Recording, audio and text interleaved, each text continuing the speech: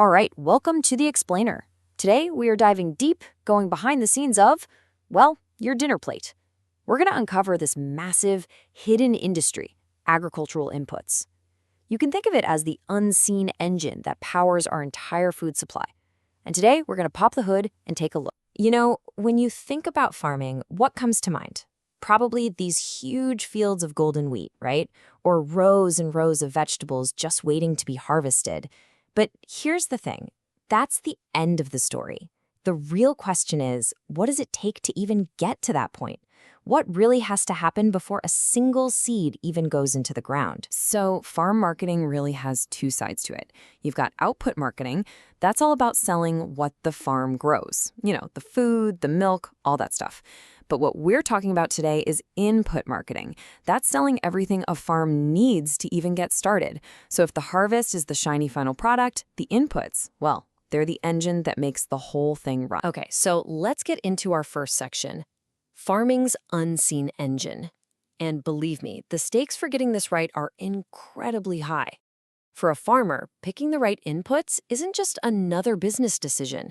It's a massive gamble that can literally define their entire year, and maybe even their family's entire future. So just how high are these stakes? Well, get this. In areas that use modern farming, the so-called green revolution zones, inputs like seeds and fertilizers can make up a whopping 70% of a farmer's total cash costs.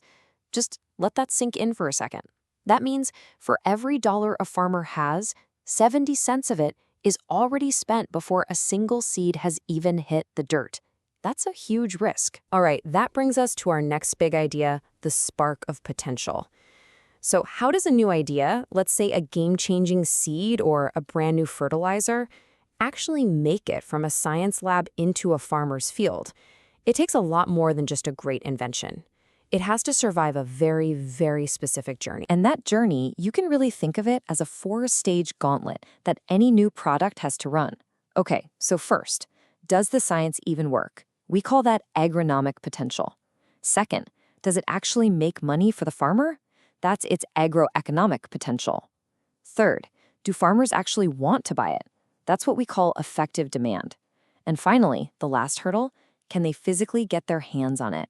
And that's actual consumption. A new product has to clear every single one of these hurdles. If it fails at any one of them, it's game over. So let's start at the beginning with the science. Step 1 is all about agronomic potential. Simply put, does the product actually do what it claims to do? Does it boost the yield? Does it make the crop better quality? Or does it cut down on risks from things like pests or drought? If the science isn't totally solid, the journey ends right here. No question. But, you know, a product that works in a lab isn't enough. It also has to pay for itself. And that brings us to agroeconomic potential.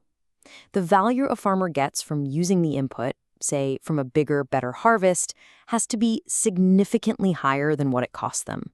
It's the business case. If the math doesn't add up for the farmer, they're just not going to take that risk. It's as simple as that. Okay, so you've got a product, it's scientifically proven, and it's profitable. Now for what might be the hardest part, the human element.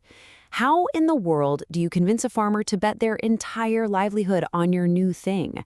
This isn't about flashy TV ads or billboards. It's about earning trust, usually face-to-face, right there in the field. So who does the convincing? Well, in this world, influence is super local, and it's personal. It comes from people we call opinion leaders. These are the experienced, respected farmers that everyone else in the village looks up to and wants to copy. It comes from company demos that show, hey, look, this product works right here, on soil just like yours. And it comes from big events like Kisan Melas or farm fairs, where farmers can get their hands dirty and compare things for themselves. But maybe the most important influencer of all is the local shop owner, the retailer. And just how important are they? This quote really says it all. A good quality product may fail if it does not get the support from retailers. Think about that. The local dealer isn't just some salesperson, they're a trusted advisor. They know the community, they know the soil, they know the local weather patterns.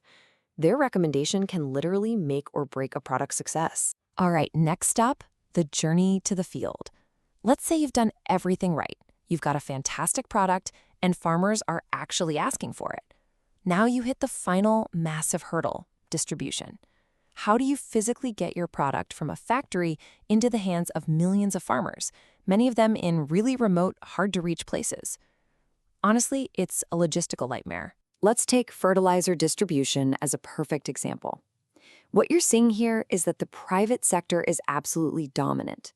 Independent dealers and private distributors, they control over 70% of all the sales points in the country.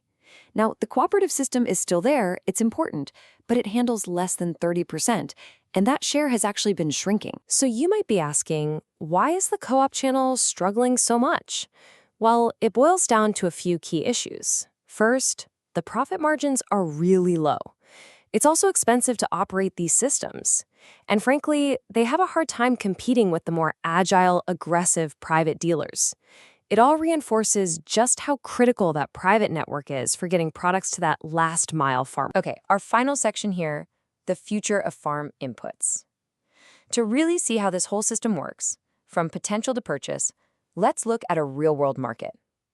The tractor industry is actually a perfect case study of this entire four-step process in action. And right here, you can see exactly where that effective demand we talked about has landed. I mean, tractors come in all shapes and sizes, right? But look at this. A massive 61% of all tractor sales are concentrated in just one specific segment, the 31 to 40 horsepower range. Why? Because for the majority of farmers, that's the agroeconomic sweet spot. It's the right balance of power and cost. And because that demand is so focused, it has created this incredibly competitive market. You've got these huge players, giants like Mahindra & Mahindra, Taffe, and Escorts, and they are all battling it out for dominance, especially in that critical 31 to 40 horsepower segment. But things don't stand still. This market is always changing. Take a look at pest control. For years, the traditional chemical pesticide market has been ruled by a few massive companies. But now, we're seeing this whole new market for biopesticides starting to rise up. And who's leading it? Mostly smaller, regional companies using natural stuff like neem. They're way more agile, and they can cater to very specific local needs. It's a classic story of disruption, really, starting from the ground up. And this really brings us back to the heart of the matter. This whole market is this incredibly complex battleground, right? It's a mix of science, logistics, and most importantly, trust. You've got these global giants slugging it out with nimble local players, but at the absolute center of it all is the individual farmer, who is betting their entire livelihood on every single choice they make. So as this market keeps evolving, the critical question we have to ask is this: how will that delicate balance between corporate profit and a farmer's survival continue to shift in the future?